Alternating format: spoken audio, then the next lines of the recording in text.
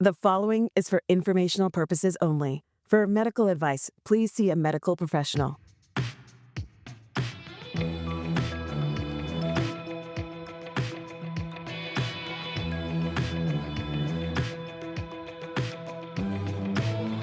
Welcome to Staying Alive with Margaret and Susy.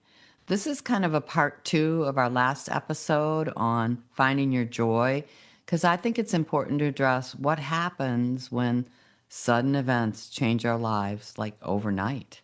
How do we keep finding our joy then? And we have to figure out a way to roll with it despite sudden changes. We want to keep our joy. And I think one of the ways Susie and I are so good at keeping our joy is that we're both people who know how to roll with whatever life throws in our path. And we're really fortunate in that. And we have friends of many ages, and we've watched older friends navigate those changes. And Susie has also worked with an aging population and has lots of ideas about how to help people ask for help and get the help with what they need, even if they're seniors with limited resources. So Yeah, that's what and we're going to sometimes talk it's not about. even yourself that goes through the change. Sometimes it's extended family or family members that are going through something that you have to change your life in order to be there for them. Yeah, yeah, Yeah. yeah. And so I was thinking about dealing with change, and I don't know if this is true or not, but I was thinking, have you ever noticed that the grumpiest old people often have the complaint, why isn't the world like it used to be? And they just complain about that Mhm. over and over again.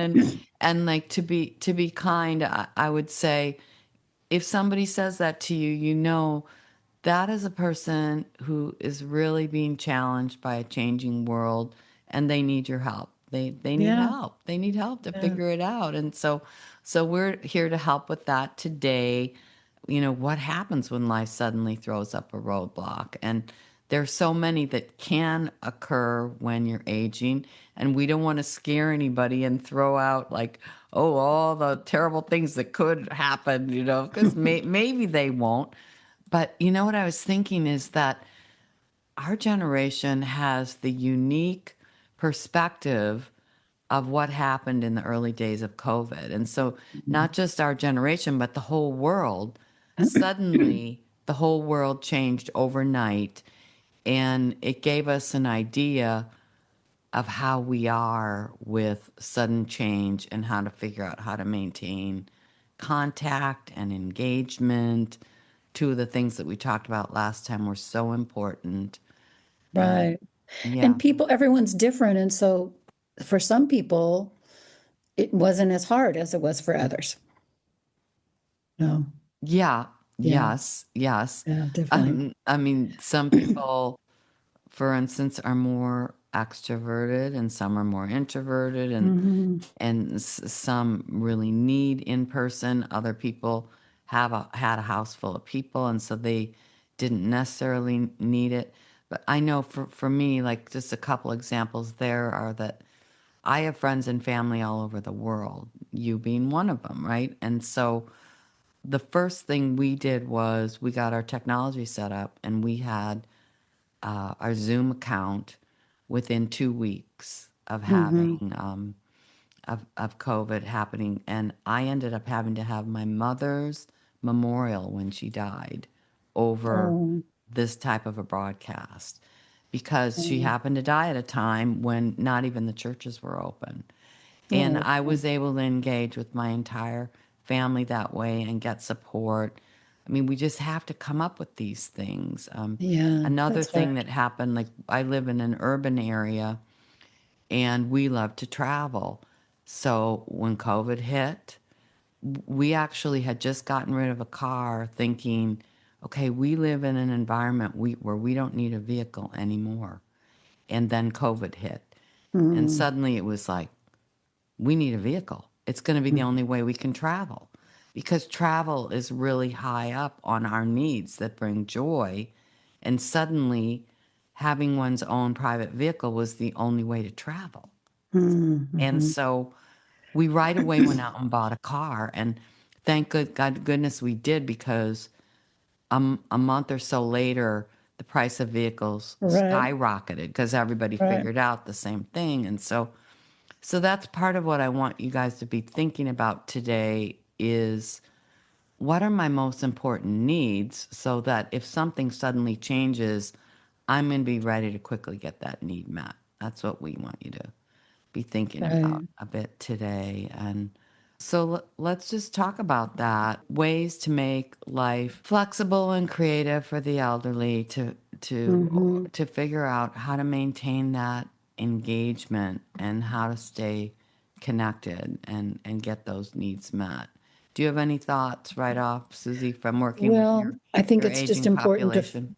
yeah, just to recognize that things happen. And I have a lot of experience visiting people from different backgrounds, different demographics who were isolated because I worked for the Meals on Wheels program. And to be on Meals on Wheels, you don't necessarily have to be low income, you just have to be homebound. In other words, you don't drive anymore and you can't necessarily get out and take public transportation that much. Uh-huh. So I had a lot of experience dealing with those people, and it was interesting seeing how people dealt with it because it was all over the map. Some people did fine. They had family that would come visit, although that became a big deal during COVID Mm-hmm. because all of a sudden the people that they had who were supporting them couldn't come over. And that became a problem. But I think at the times when there wasn't COVID, people had different ways. I did see people that I was very, very concerned about who were too isolated and Mm-hmm. spending too much time doing nothing or watching news on TV, or spending too much time doing things that did not bring them joy. Yeah, because So, it is possible, I'm thinking in particular with my creative community and older artist friends, that there's nothing they want more than to be alone to do their artwork. And they don't mind mm, being isolated, but maybe they have to make modifications. Like I was thinking of one older friend who he had a studio that he used to go do his art in. And then when COVID hit, it happened to coincide when he was hitting his late 80s. He completely moved his art studio into his living room. His wife had oh, already passed away. He's like, my living room's becoming my studio. And he made it into a studio, and he lived on a single story place. And he would get up every morning and have his breakfast and then go into his studio in this one little bungalow that he lived in. And he was in complete joy all mhm. day, every day. Yeah. And it was wonderful for him. And Well, if you think about the things that bring people joy, a lot of times it is other people, or it is something that they love doing, whether mm-hmm, it be cooking or art or music. One thing about music is that is one thing you can still do when you're alone, even if you don't play music. You can listen to music, and that can bring, a lot of relaxation, joy. I think for some people, they listen to music that was part of their youth. There's yeah, been some studies recently that have shown that people who identify with a type of music from their youth, if they listen to it in their older age, it really stimulates a part of their brain that can be very helpful. There's a lot to music therapy for sure. yeah. So hopefully, you know at this point the things that bring you joy, and Hmm. you're going to figure out how to get that need met. You're going to figure out how to get that need met. Another Right. thing I remember with music during COVID, I don't know if you remember this, suddenly musicians who were used to playing in public set up like a recording ways Oh, in yeah. their homes, and they were offering concerts Yeah. Yeah. online. Yeah. And then That was fun. there was some other thing where they were like they had like artists, musicians all around the world playing the same song, and they figured Hmm. how to integrate Hmm. it together, Yeah. and they were Yeah. coming together in that way. So there are creative ways to stay There are. connected, and that we have learned since COVID. And I, for instance, visited a friend in the hospital last week.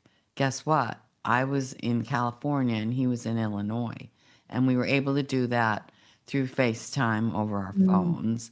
And he was so happy to see me and have me there with him. So That's nice. So that's one thing that's a little bit lucky about the way technology has changed since COVID that's Hmm. helped our generation. And I mean, I live in an area now where there are driverless cars, so I won't even have to I worry rode about in one that. with you. And we now have food delivered to our houses. So I Hmm. mean, Susie can get that, and if she needs food to cook for her friends, or if she can't get out in her Yeah. garden, I don't know. So think about what are you willing to give up, and what is a deal breaker where Hmm. you have to have that in your life. I mean, when I think Yeah. about travel, I travel is pretty high on my list, and just last year I experimented with train travel, and it was really interesting because there were a lot of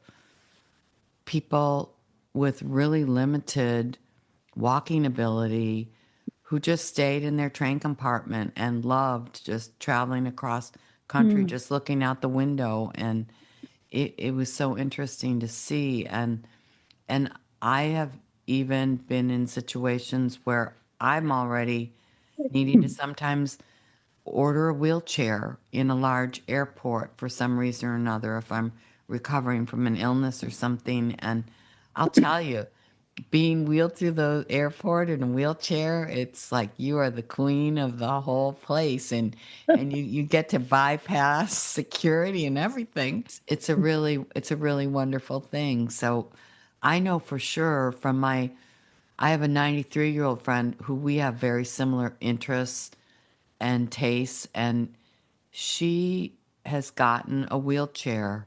Just not she doesn't use it in her little small apartment, but she uses it when we go out because she Hmm. can't walk very far, and she Sure. wants to be able to go everywhere. Right. She does Right. go everywhere with that wheelchair. And Yeah. I know that that'll be on my list. If I ever needed it, I'm not going to be the kind of person who just sits home and never goes anywhere because I can't Right. walk very far. I'll be the person who gets a wheelchair for Right. for certain because Yeah. I have to be able to go to museums. I have to go hear live music.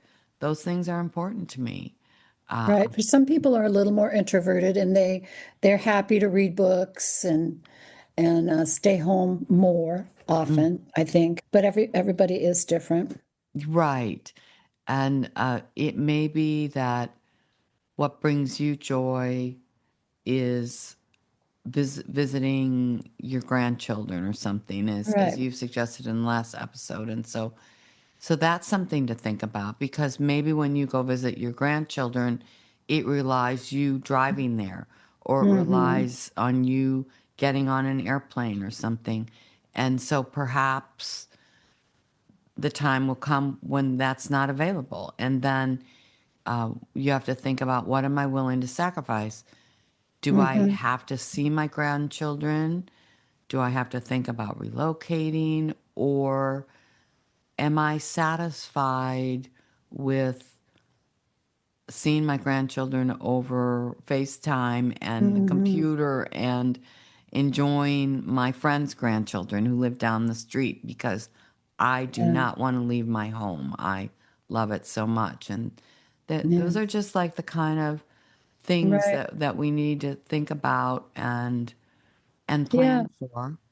I As think I think now's a good time to talk about if you can't um, access things that you want to access, where mhm. do you get help? And I worked with a senior center for the Meals on Wheels program, and they do, most communities have a senior center, first of all. And if there is one in your community, it's a really good place to find resources.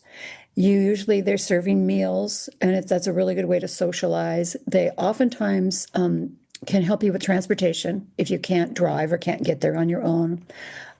They also have other agencies. There's something called an area agency on aging, which is very common in communities. I know in our state, the one in our county is called Northwest Regional Council, for instance. And they not only provide resources, but they can hook people up with home health care. And sometimes people qualify to have home health care paid for through Medicare or Medicaid. So you should always try to access those local resources. There's also an agency in our community called Bellingham at Home. And basically what it is you pay a membership, I think it's $300 a year. And then you can have people come to your house and do things for you that you can't do yourself anymore, like change a light bulb or clean a gutter or just do things that are too hard for you to do anymore. So there Oh, are that's great. resources out there. And I think it's important that people realize that it's okay to ask for help, Yeah. you know, And isn't there also a division that the person can come and do some light housekeeping, a yes, little bit of yes, laundry, yes. all those Sometimes kinds of when I say things? home health care, what it is oftentimes is not just health care, it's also help with chores. You Yeah. know, they're not allowed to help with pets necessarily, so forget that, but they can help you do simple chores around your house, putting the laundry in or something that has just gotten too hard for you to do. And sometimes people need help bathing. You Yeah. know, they need help getting in and out of the tub. Maybe they have a facility in their house for bathing that is not real conducive to their needs anymore. And Yeah. it's sometimes very expensive to change that. So then sometimes people need help. Yeah. And I think it's important to not be afraid to ask for help. Right. Yeah. And these things like chores and bathing, you might say to yourself, well, wait, that's not really bringing joy in my life. But if you think about it, Yeah, those things stand in the way of you having the joy in your life that's because right. seniors, when we're getting overwhelmed with the day-to-day tasks around the house, that becomes this all-consuming, Right. nagging problem in our lives, Right. and then that stands in the way of the joy. Like, It oh, I does. It can't go does. out and do this because Or I'm embarrassed I to have have to somebody over to clean my my house house. because it's such a mess. Yeah. I mean, That's yeah. a thing, a I mean, just, consideration. I think about when I've had the flu or something like that, you know, or when I'm very ill, my house can get to be kind of a mess if nobody's around to help me. And think about that if it goes on for months. Yeah. Some And people are physically incapable of cleaning their house, so yeah. it can be very hard. And then they might not want visitors, even though they That's want right. visitors, they'll be embarrassed to have them. And so, of course, Yeah. get Yeah. that kind of help. I just think people need to keep on keeping on. Yeah, that's what we're doing. So keep finding your joy and please feel free to ask us any questions or Yeah. leave a comment. And anything else we want to say today, Susie? Well, I think it's important to just to realize that things happen to people. You know, we all have things that happen and many times there are things that we don't expect to happen. And when they happen, we got to be ready and just realize that there are challenges, but we can meet those and we can still find our joy.